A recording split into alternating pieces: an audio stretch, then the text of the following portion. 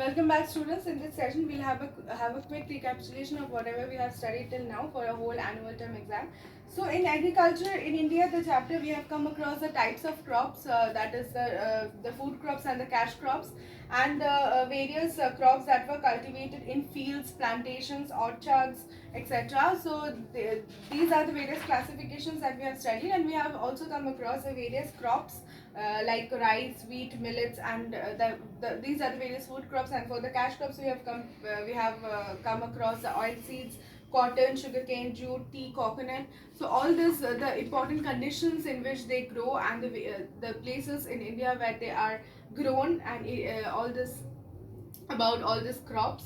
So we have also come across the development of farming, where the most important is the land preparation, seed sowing, irrigation, crop growth, fertilizing, and harvesting. So all this together, all these processes are combined, and the and the process of farming takes place in India. And India is, of course, a agricultural based country, so farming is very important.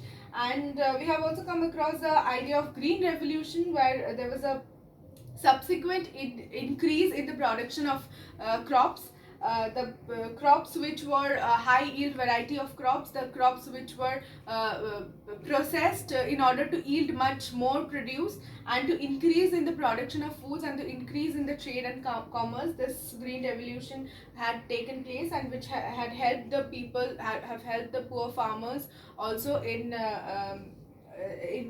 increasing their income opportunities.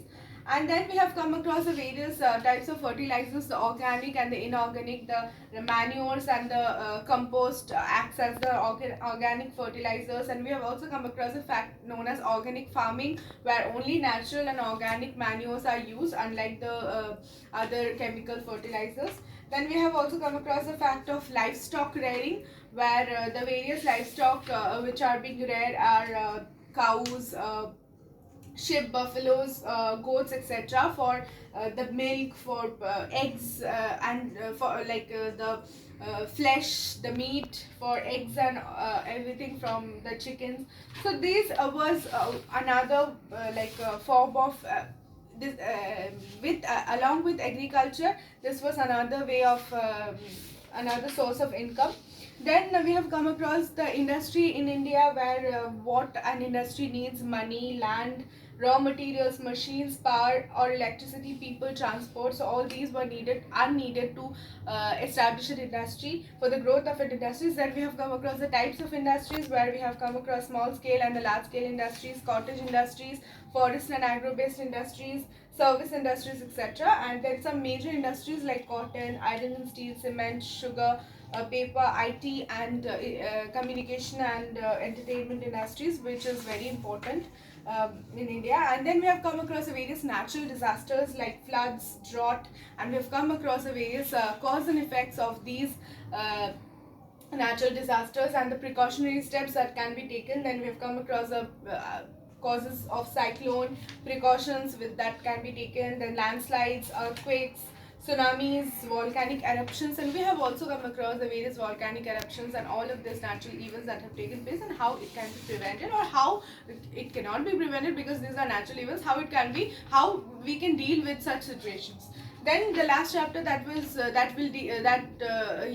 we were dealing with the interconnected world, which focuses on the two components of the environment, that is the abiotic and the biotic.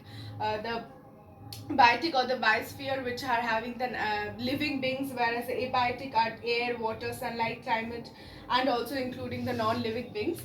So we have under the biotic components, we have the producers and the consumers. So the producers are the one who would make their own food, mostly plants, and the consumers are the one who would depend on the producers for their food from the natural components, so the animals. Then we have come across the food chain, how the food chain is being how in the food chain, in every producers and consumers are linked, and not just producers and consumers, how the abiotic and the biotic components are linked to each other in the form of food chain. We have come across this fact. And the interdependence of the various regions of the world, where we have come across any situation or anything happening in one part of the world affects or have an effect on the other parts of the world. Like we have come across the various examples of trade which is conducted between the two parts of the world, and how, if anything, any natural disaster or any such disaster occurs in one part of the country or one part of the world, then it impacts the other part of the world in form of trade, commerce, everything. Then many countries importing manufactured goods from other countries such as China and all of that, how various natural disasters or man-made disasters affects the other parts of the world. Like we have cited the example of coronavirus and how the lockdown has impacted the whole world, and how this particular disease also impacted the whole world.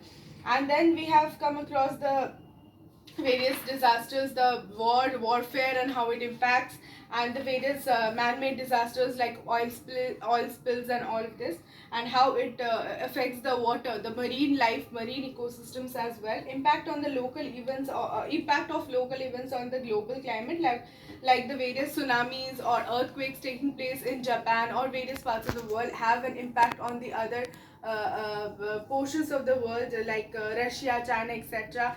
And then people and nature, how we have come across the depletion of the ozone layer, and the occurrence of the greenhouse effect, and the occurrence of this global warming. We have come across all of this, and how the radiation have resulted in causing of various skin diseases and cancer among the people, and how the people are being affected. And then we have come across how nature and people are interlinked, like the spread of, we have cited the example of dengue, chikungunya and all that. Then global warming, how it has like negative impacts on the people and on the earth as well.